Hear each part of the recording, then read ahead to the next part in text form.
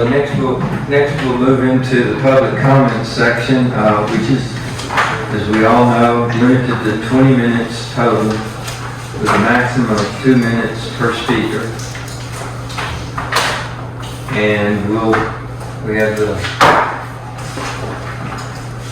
cameras set up. If you're ready to begin, we'll have the first public comment. Mr. Chairman, if you give me just 1 second here. Okay. Let's do this.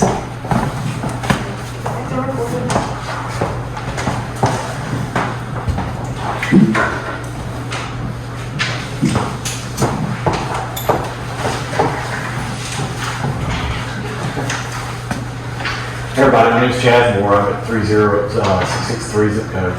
I've been looking into the timber that was on the land, the 2,000 acre mega site, and I know through the drone footage that there were hundreds and hundreds of trucks that left the site loaded with timber.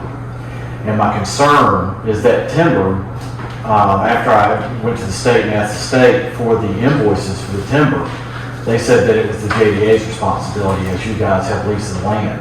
Although that is a state product, and we should be collecting fair market value for that timber, and McIntyre told Plateau that it was even swap.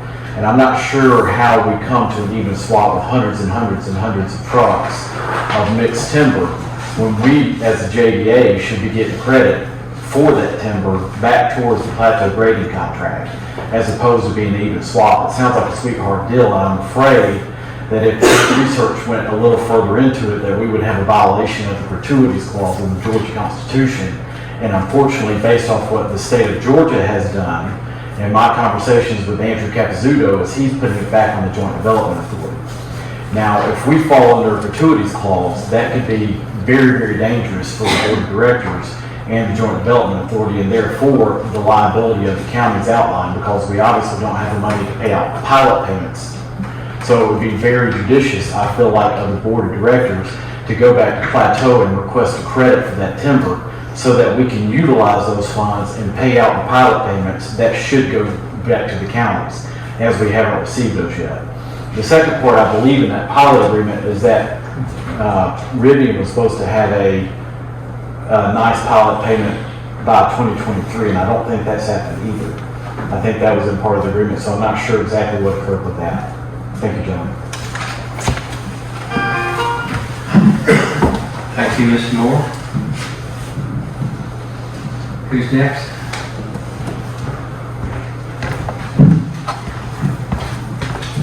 Hi, Matthew Bray, Walton County, Hancock Drive.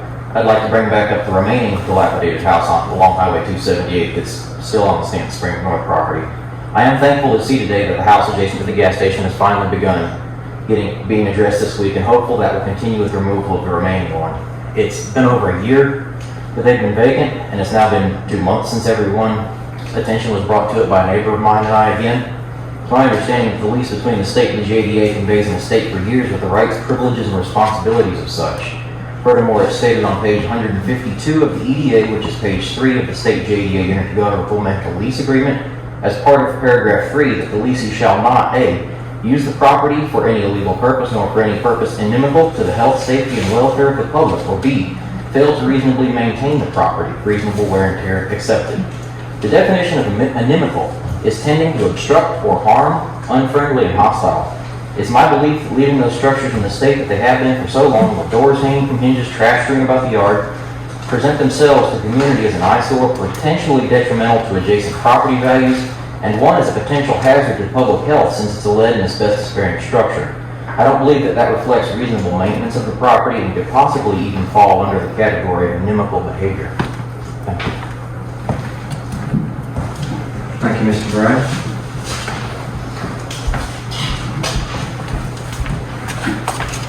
Joanne Arts, Rutledge, and coincidentally, I've also been reading the estate for years lease between the JDA and the state. And one of the things that it says is that the JDA must maintain the Rivian property. And everything I have been able to find on the internet says that maintenance of property which you're leasing includes mowing. The property looks terrible with Johnson weed and other grasses 3-4 feet tall. We respectfully request that you mow the property as part of your maintenance of it. Also, the stones at the end of the gravel drive coming from Davis Academy to 278 are almost halfway into that lane. I saw big clouds today as cars were driving over it. Another issue is that the lease between the state and JDA says that you all may not allow any illegal activities to take place on the property, and we do know that there are still drug issues going on there. The people who live across the street from continue to see drug-involved people going back there, and some Walton County sheriffs have even gone back there and have seen the evidence of all the drug use going on.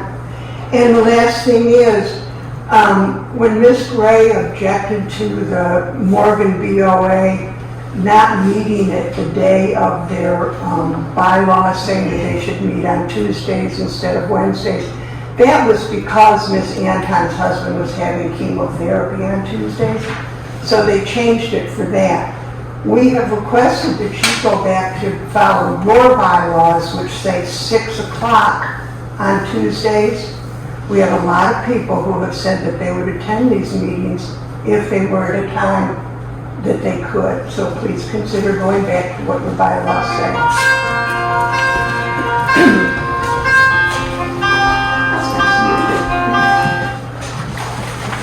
Next.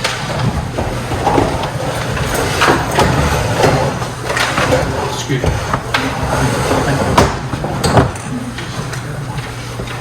My name is James Evans, and I live on Darrell Drive in Walton County.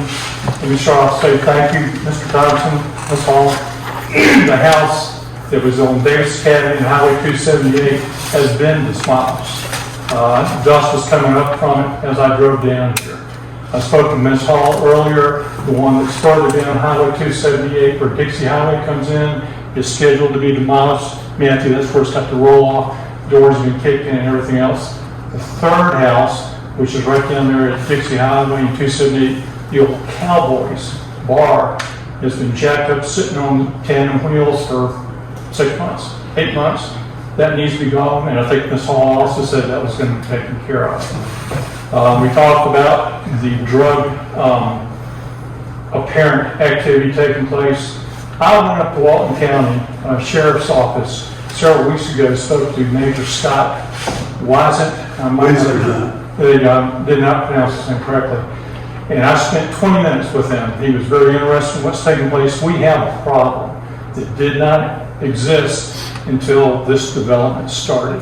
And I'm not trying to make the assumption, I'm just telling you straight flat what's happened. Major Scott even came to my house, sat in my living room for another 15, 20 minutes talking about it. He himself saw the activity taking place.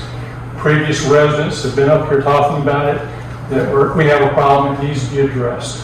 I think what Ms. Arts was talking about with the mowing of the large field on Highway 278 in Davis Academy, a large field in front of my house in Darrell Drive, it's 5 feet, 6 feet tall, that really needs to be taken down. But it's a dish care of something, I don't know, if you remove the temptation for hiding and camouflage, I think that will help out greatly. But thank you so much for getting the houses demolished and removed. That's greatly appreciated. Thank you. Thank you, Mr. Evans.